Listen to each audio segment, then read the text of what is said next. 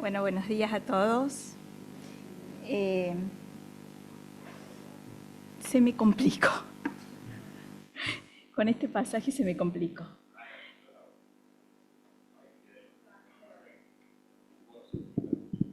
Ahí está. La verdad que es un pasaje hermoso, son dos versículos que nos tocan hoy, pero me resultó difícil organizarlo, pensarlo, para exponerlo. Entonces había pensado en un tema y dije, no es a las 4 de la mañana cuando Lili habitualmente me despierta. Hoy fue 4 menos 4:05, que no sé qué le deseaba cumpleaños a alguien o a Estela, creo. Me desperté y dije, estoy confundida. Estoy pensando en Gálatas y resulta que nos toca Colosenses. Entonces, como mi mamá está despierta, ¡má! ¡Estoy confundida! Tranquila, Anitalia. Cuando hay confusión, se lee la palabra y la palabra habla. Usted lea la palabra. Entonces eso es lo que vamos a hacer hoy. Leer algunos versículos que entiendo nos van a ayudar a comprender este pasaje. Y empezamos. El título que le puse, La tierra tembló. Los pasajes que nos tocan ver hoy es Colosenses 2, 16 y 17. Por lo tanto, no permitan que nadie los condene por lo que comen o beben, o porque no celebran ciertos días santos ni ceremonias por luna nueva, ni los días de descansos, pues estas reglas, son solo sombras de la realidad que vendrá. Y Cristo mismo es esa realidad. Y uno podría pensar un texto tan pequeño y tan acotado. Y ahí, durante toda la semana, se me vinieron a la mente las palabras del teólogo Samuel Paján, que dice: hay que ser conscientes de los pequeños detalles y no desconocer los entornos contextuales, históricos, culturales y sociológicos del texto, porque si dejamos de lado todo eso, le quitamos alas al texto bíblico, que puede decirnos mucho más de lo que vemos. Y rondaba en mi mente ese texto, y lo primero que leemos cuando Pablo nos enfrenta a esta porción, dice, por lo tanto.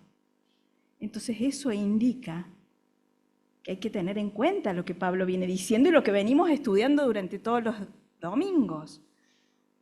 Pablo nos dice, ustedes estaban tan lejos cuando leímos el 1:21, eran sus enemigos, separados de él por sus malos pensamientos y por sus acciones, pero ahora él los reconcilió mediante la muerte de Cristo.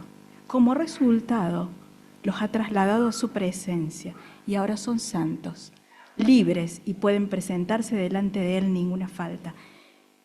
En el 2:2 de Colosenses, Pablo nos da uno de los objetivos que él tiene para escribir su carta y dice, quiero que tengan plena confianza de que entienden el misterioso plan de Dios, que es Cristo mismo. Quiero que confíen en ustedes y quiero saber si entienden. Por lo tanto, no permitan que nadie los condene por lo que comen o por lo que beben o porque no celebran o respetan ciertos días, pues estas son las sombras de la realidad que vendrá. Lo que sucedía era que los falsos maestros buscaban alterar la paz de los cristianos, juzgaban a los hermanos por si cumplían o no determinadas reglas. Las dos primeras reglas se refieren a lo que se comía o se veía. Eran leyes ceremoniales que Dios les había establecido, relativas a la ingesta, distinguiendo entre animales puros e impuros. Del mismo modo juzgaban a quienes no guardaban las fiestas, a quienes no festejaban Pentecostés, Pascua. ¿Cuál era el problema? Todos estos falsos maestros enfatizaban en que el mantenimiento de esas normas, de esas leyes ceremoniales, eran de obligatorio cumplimiento para los cristianos para poder llegar a Cristo y para poder permanecer en Él. Entonces se hace mención a la luna nueva, que era una fiesta que se hacía mensualmente cuando iniciaba el mes y se ofrecían becerros y 7 corderos. Se habla del día de reposo, que era algo que estaban obligados a guardar porque así Dios se los había pedido y no podían hacer nada, salvo la lectura de la Escritura y la práctica del culto. Entonces estas leyes que nosotros hoy conocemos como ceremoniales, eran rituales obligatorios que Dios les pedía a su pueblo, donde les enseñaba a vivir, los acababas de sacar de la esclavitud, les tenías que enseñar sobre todo a higienizarse, a comer, a respetarse, a vestirse, a todo. Habían vivido en el ostracismo, habían vivido como esclavos muchísimos años. Pero estos asuntos, para la época, no eran tangenciales. Constituían parte de la identidad del pueblo de Israel. ¿Se acuerdan de Daniel? ¿Se acuerdan de Daniel cuando le dijeron, bueno, yo no voy a dejar de respetar en cuanto a las comidas lo que Dios de mí? Era parte de su identidad. Entonces, esto se inicia en un contexto que va a sellar esas circunstancias. Y yo lo quiero hacer visible al contexto. La tierra tiembla, truenos, relámpagos, una nube espesa, humo que desciende al monte, una bocina muy fuerte. Dice que se estremecía el monte de gran manera, estoy hablando de Éxodo 19, y salía humo como si fuera un horno, y toda la gente se acercaba al pie de la montaña y escuchaba la voz de Dios hablándole a Moisés. Era audible la voz de Dios y le decía, ustedes vieron lo que hice a los egipcios y cómo los tomé sobre alas de águilas y los he atraído hacia mí. Ahora pues, si escuchan mi voz y guardan mi pacto, ustedes serán mi especial tesoro sobre todos los pueblos, porque mía es toda la tierra. Serán un reino de sacerdotes y de gente santa. Y Moisés descendió y les transmitió estas palabras. ¿Y qué dijo el pueblo de Dios? Todo lo que Jehová ha dicho, eso haremos.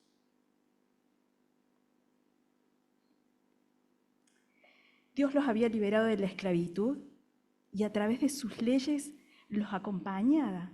Por el pecado, el hombre había sido destituido de la gloria de Dios y Dios les empezó a hablar al pueblo directamente a través de los profetas. Dios en ese momento estaba con su pueblo.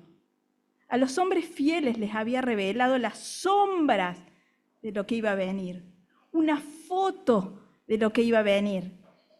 Entonces, Pérez Millos dice ahí, esta imagen de Dios entregando a su pueblo la ley moral y después Levítico, Números, Deuteronomios, todas las otras leyes, incluso las leyes ceremoniales que hace referencia a este pasaje, fueron transmitidas durante siglos entre el pueblo de Dios, a través de la oralidad, a través de canciones, a través de rituales, y estaban inscritas en la memoria del pueblo. Entonces era muy peligroso que estos falsos maestros usaran esto mismo para condenar a los cristianos. No se dejen condenar, dice Pablo, porque estas son sombras de una realidad que ya está aquí. Cristo ya llegó a nosotros. Y ahí Pablo les revela el gran secreto, que es una de las partes fundamentales de la carta a los Colosenses. Dice, Colosenses 1:26. Este mensaje se mantuvo en secreto durante siglos y generaciones, pero ahora se dio a conocer al pueblo de Dios. Y el 27 al final dice, el secreto es que Cristo vive en ustedes. Nuestra realidad es Cristo. Y el secreto ha sido develado. Entonces, antes el pueblo estaba con Dios y ahora estamos en Cristo. Ya no nos vinculamos con la sombra, sino con la sustancia de ese Dios que Cristo ha visibilizado. Cristo nos revela al Padre y por su Espíritu nosotros podemos comprender. Entonces no se trata de que abandonar la ley era una cuestión arbitraria, ni que tampoco debían ser obligados a cumplir esa ley para llegar a Cristo. Se trataba de entender, y se trata de entender, que la obra de la cruz anulaba todos los sistemas ceremoniales de las sombras, porque los supera, porque ya no eran necesarios los sacrificios ni guardarse de ciertas comidas, de ni abstenciones, ni de expiaciones, porque Cristo en la cruz había derribado todas esas barreras. Entonces, cuando Dios les da un día de reposo, ese día era la sombra del verdadero reposo, porque el verdadero reposo está en Cristo.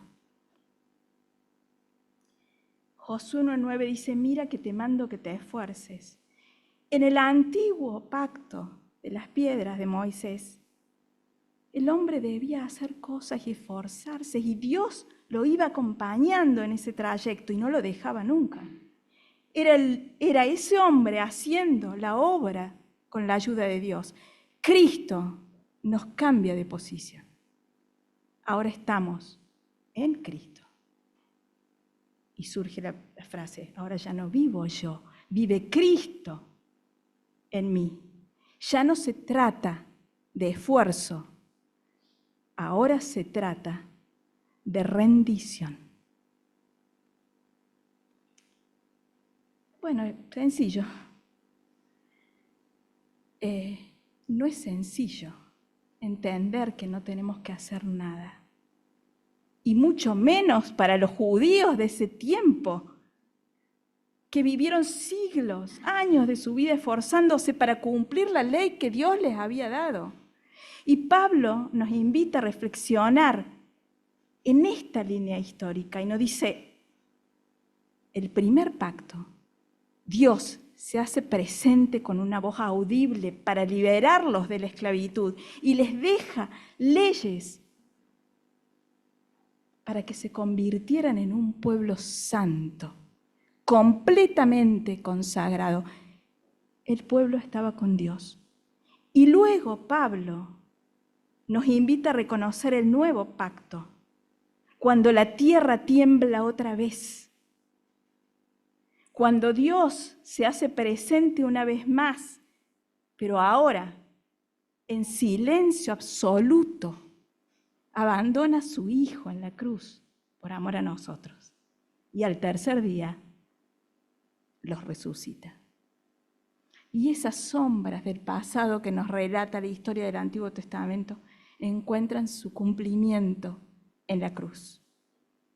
Y llega el verdadero reposo, y llega la verdadera paz, y llega el verdadero pan de vida, y llega el verdadero refugio. Todos los profetas nos anunciaban, nos anticipaban. Jeremías dice, se acerca el día en que haré un nuevo pacto con el pueblo de Israel. Este pacto no será como el que hice con los antepasados, que los tomé de la mano y los saqué y los acompañé en la tierra de Egipto. El nuevo pacto que voy a hacer con ustedes es, pondré mis instrucciones en lo más profundo de ellos y les escribiré en su corazón y yo seré su Dios y ellos serán mis pueblos. Dice Reina Valera, que es como lo conozco. Daré mi ley en su mente y les escribiré en su corazón. Y yo seré a ellos por Dios y ellos serán mi pueblo. Pablo nos dice acá, ese día ya llegó. Cristo es nuestra realidad y la ley está inscripta en mi corazón. Dice Isaías, el pueblo cuando anunciaba a Cristo verá que camina hoy en la oscuridad, verá una gran luz. Para aquellos que viven en la tierra de la oscuridad brillará una luz y sus habitantes se alegrarán. Se alegrarán ante ti como la gente se goza en la cosecha. Pues tú quebrantarás el yugo de la esclavitud y levantarás la pesada carga de sus hombros, romperás la vara del opresor, pues nos ha nacido un niño, un hijo se nos ha dado, y el gobierno descansará sobre sus hombros y será llamado Consejero, Maravilloso, Dios poderoso, Padre eterno, Príncipe de paz. El consejero, Dios poderoso, Padre eterno, Príncipe de paz, se sometió a la cruz y hoy vive en cada uno de los que confiamos en Él. El apóstol Pablo nos dice, para que nadie los engañe, para que nadie los juzgue, ustedes tienen que poder comprender espiritualmente hablando lo que este hecho significa. Entonces, más adelante, Colosenses 3:11 les dice, en esta vida nueva no importa si uno es judío, es gentil, si uno es circuncidado o no es circuncidado, si uno es inculto, si uno es incivilizado, oculto, si es esclavo o libre. Dice Colosenses 3:11, Cristo es lo único que importa y Él vive en cada uno de nosotros. De eso se trata este texto. Ya no es a base de esfuerzo, sino a base de rendición. Todo cambia. Para poder entender esto tenemos que estar en Cristo y vivir en Cristo. A veces nos pasa en la historia de nuestro recorrido que el amor de Dios es tan grande que no es comprensible, no lo podemos intelectualizar, entonces tenemos que empezar a experimentarlo. Efesios dice, espero que puedan comprender como corresponde a todo el pueblo de Dios cuán ancho, cuán largo, cuán alto y cuán profundo es su amor. Es mi deseo que experimenten el amor de Cristo aún cuando es demasiado grande para comprenderlo todo. Por eso tantas veces nos aferramos a lo que conocemos, a las tradiciones, a la religión que nos da una apariencia de seguridad. Porque eso es lo que hace la ley, nos da seguridad, nos dice, ustedes pertenecen, ustedes no. Y a veces eso se nos impone. Y a pesar de que somos conscientes de que vivimos en un tiempo de gracia, seguimos en las sombras. Nos cuesta entender de que se trata de un regalo,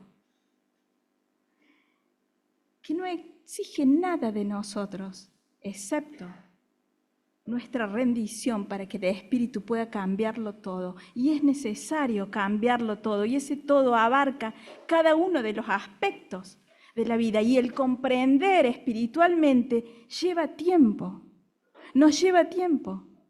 Y no es que yo quiera consolarme, le llevó a tiempo a Pedro. ¿Se acuerdan de Pedro? Pedro había caminado con Jesús. Pedro había hablado, habría aprendido todo de Jesús, había caminado con Él, había experimentado su muerte, su resurrección, había visto caer las lenguas de fuego en Pentecostés, le vio hacer milagros, le vio levantar muertos, le vio dar vista a los ciegos. Y al poco tiempo de ascender, Dios lo llama para que vaya a presentarle el Evangelio a Cornelio. ¿Se acuerdan?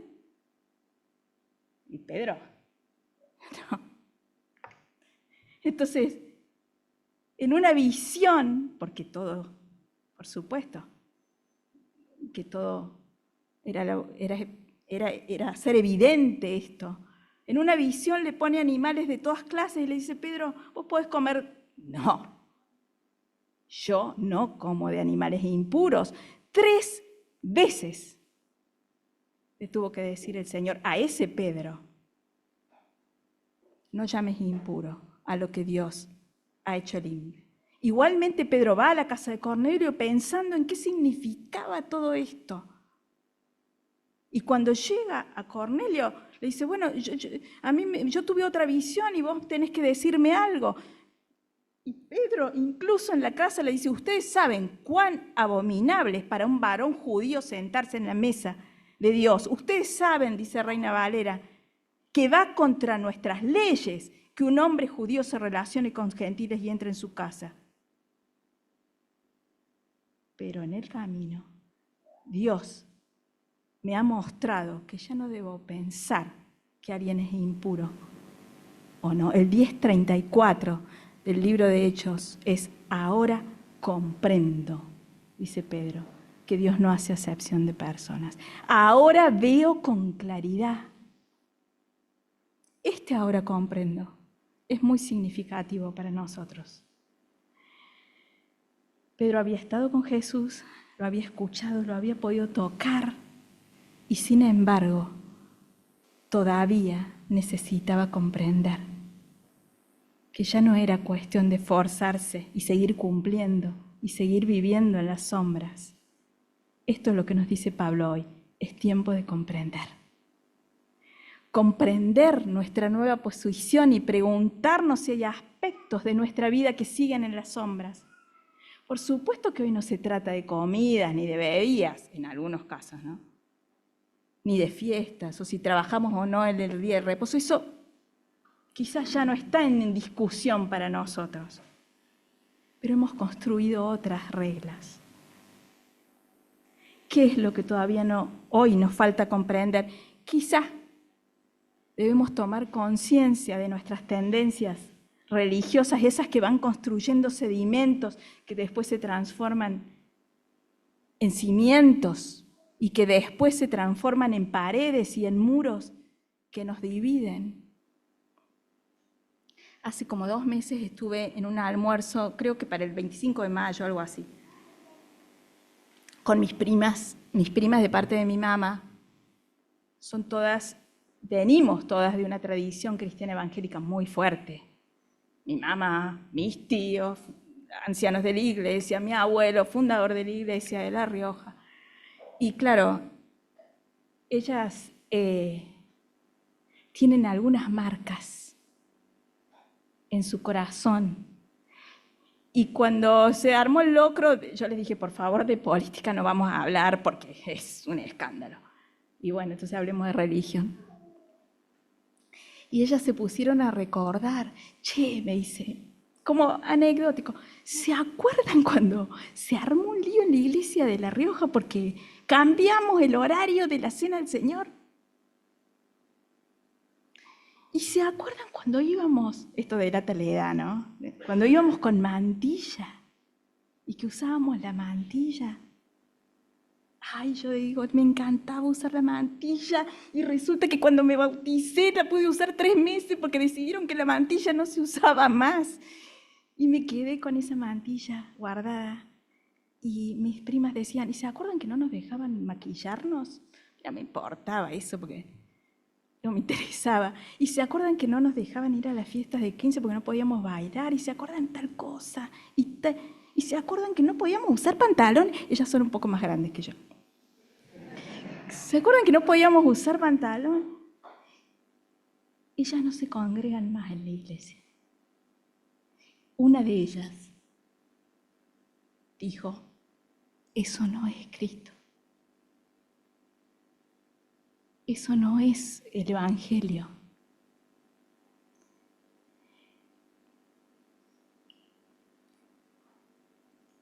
Quizás debemos tomar conciencia de que seguimos intentando cumplir y que otros cumplan reglas para evitar rendirnos. Fue necesaria, dice John Stott en su libro Cómo comprender la Biblia, fue necesaria una visión especial para convencer a Pedro de que debía entrar en la casa de Cornelio y predicarle el Evangelio. Y además, casi que se reiteró un Pentecostés porque empezaron a caer el Espíritu sobre todos los que estaban ahí. Fue necesario eso para convencerlo de que Dios no hacía distinción entre las personas y que sí concedía la purificación y el espíritu a todos los que en Él creían sin discriminación. En Pedro podríamos entenderlo porque era muy cercano al ascenso de Cristo. Era muy reciente y había que hacer esa transición y entender esa nueva posición. Pero nosotros llevamos siglos viviendo en tiempo de la gracia y muchas veces, aunque cueste escucharlo, preferimos la ley a la gracia. Un comentario que leí dice: el decir que Dios nos ama incondicionalmente no nos tranquiliza, porque no queremos una relación permanente por Dios. Preferimos las reglas, porque eso nos da seguridad. Tozer, el autor que leímos para el campamento, dice: la cura para todos nuestros males sería comprender el secreto que ha sido revelado. Sería comprender espiritualmente y acabadamente que Cristo está en nosotros y es suficiente, que no tenemos que esperar más, que no tenemos que permanecer en las sombras y que podemos, como dice la canción que sorpresivamente cantaron los chicos, dejarnos invadir, inundar por su presencia. ¿Cómo comenzamos esa transición si aún no la hemos comenzado? Pablo dice, bueno, no tenemos que atacar a los que hablan de esto, tenemos que construir nuestras certezas. Y por eso el capítulo 1 de Colosenses, y por eso tenemos que recordar lo que Él hizo por nosotros, esto que vamos a hacer ahora. Aunque era Dios, no consideró que el ser igual a Dios fuera algo a que aferrarse. En cambio, renunció a todos sus privilegios, adoptó la humilde posición de esclavo y nació como un ser humano. Cuando apareció en forma de hombre, se humilló a sí mismo en obediencia a Dios y murió en una cruz como morían los criminales. Por tanto, Dios lo elevó al máximo honor y le dio el nombre que está por encima de todo nombre, para que en el nombre de Jesús se doble toda rodilla en el cielo, en la tierra y debajo de la tierra, y toda lengua declare que Jesucristo es el Señor, para gloria de Dios Padre. ¿Quién es?, nos dice Pablo. Cristo es la imagen visible del Dios invisible. Él ya existía antes de que las cosas fueran creadas y es supremo, porque por medio de Él Dios creó todo lo que existe, hizo las cosas que podemos ver y las que no podemos ver, tales como tronos, reinos, autoridades del mundo invisible. Todo fue creado por medio de Él y para Él. Él ya existía antes de todas las cosas y mantiene unida toda la creación. Cristo es la cabeza de la iglesia, la cual es su cuerpo. Él es el principio supremo. Así que Él es el primero en todo, pues a Dios en toda su plenitud le agradó vivir en Cristo y por medio de Él nos reconcilió y consigo todas las cosas. Hizo la paz con todo lo que existe por medio de la sangre de Jesucristo. ¿Qué podemos hacer nosotros? Comprender espiritualmente y reconocer que ese Cristo que vive en nosotros, que nos trasladó al reino de la luz, vive en mi corazón y ante Él debemos quebrantarnos todos los días y rendirnos. La tierra en el Antiguo Testamento tembló y el mensaje fue entregado en piedras. La tierra volvió a temblar cuando, herido en la cruz por nuestras rebeliones, Jesucristo compró nuestra libertad. Y la tierra va a volver a temblar cuando venga a buscarnos. es tiempo de rendirnos. Que el Señor nos bendiga.